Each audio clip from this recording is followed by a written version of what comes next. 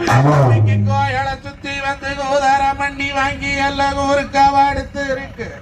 இன்னைக்கு கோயப்பா சும்மா அட்டக்கு ஊருக்கு வாடுத்ததங்க கோணம் சொல்லி எழுப்பாம கோய சுத்து சாணங்கள் எல்லாம் இன்னைக்கு கோணம் சொல்லி எழுப்பா அதை கொட்டி எழுப்பிடாது. அந்த கோயப்பா சும்மா ஆடு விட்டாத ஒரு ஜாவம் அப்ப கோலத்தையும் சுத்தாது நம்மளோட குந்தாளத்தை சுத்துது.